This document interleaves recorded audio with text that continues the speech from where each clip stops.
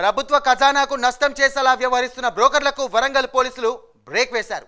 Bogus vehicle రిజిస్ట్రేషన్లు, insurance సర్టిఫికెట్లు తయారు చేస్తున్న ముఠా ఆట కట్టించారు. ఆర్టీఏ బ్రోకర్లు వాటితో వాహనాలు అమ్ముతున్న కన్సల్టెంట్లను వరంగల్ పోలీసులు అరెస్ట్ చేశారు.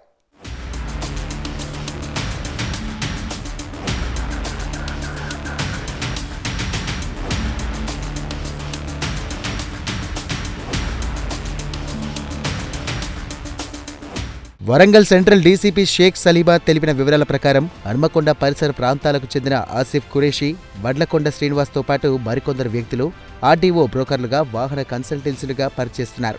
వీరిలో ఆసిఫ్ ఖురేషీ, వడ్లకొండ శ్రీనివాస్ ఆర్టీఏ ప్రధాన ఏజెంట్లుగా పనిచేస్తున్నారు.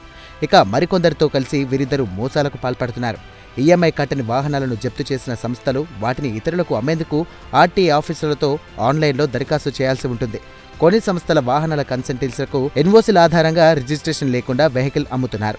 ఆ తర్వాత కన్సల్టెంట్లు వాటిని అమ్మేందుకు ఆర్టీఏ ఏజెంట్లను సంప్రదించి బోగస్ రిజిస్ట్రేషన్ పత్రాలు తయారు చేయడానికి వారితో చేతులు కలిపారు. వీరంతా కలిసి వాహనాలకు సంబంధించిన సమాచారాన్ని ఆన్లైన్లలో సేకరించి ఒరిజినల్ కార్డులపై థర్మల్ ప్రింటింగ్ మెషిన్ ద్వారా ఒరిజినల్ తరహాలో తయారు చేసి వాహనాలు అమ్ముతున్నారు.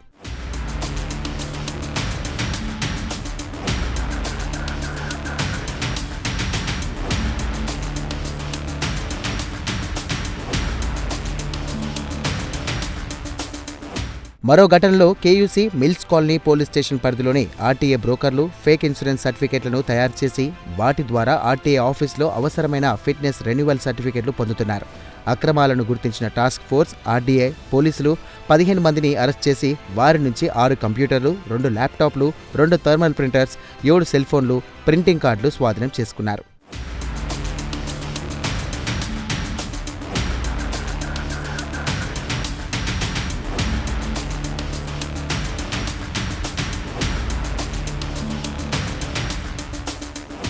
ఈ కేసుల్లో నిందితులైన లక్ష్మమ్మ, సతీష్, వేల్పుల ప్రశాంత్, దేవులపల్లి శ్రావణ్, మామిడి రాజు పరారీలో ఉన్నారు.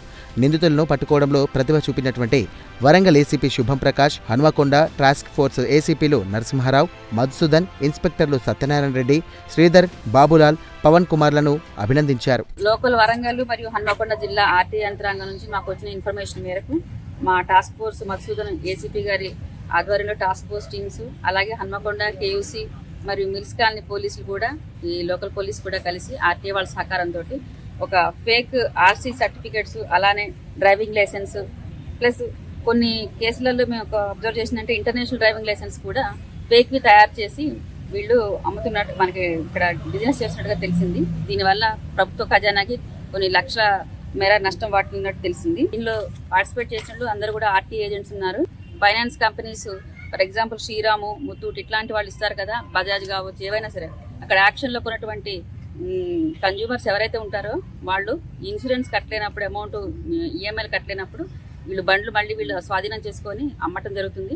అలా అమ్మేటప్పుడు కొన్ని ఫేక్ ఆటో కన్సల్టెన్సీలు ఉండి వాళ్ళ దగ్గర తీసుకొని వాళ్ళ దగ్గర నుంచి ఆర్సీ వీళ్ళు సబ్మిట్ చేయకుండా వీళ్ళే fake RCs, fake driving licence అన్నీ కూడా ఫేక్ ఇన్సూరెన్స్ సర్టిఫికేట్స్ క్లెయిమ్ చేసి ఇవన్నిటికీ కూడా ఈ ఆర్టీ ఏజెంట్స్ సహకారంతో ఈ రాష్ట్ర ప్రభుత్వ ఖజానాకి ఈ త్రూ ప్రాసెస్ అనేటువంటి డాక్యుమెంట్ వర్క్ అనేది వీళ్ళు ఇల్లీగల్గా చేసి ప్రభుత్వ ఖజానాకి గండి కొడుతుంటే మాకు తెలిసింది.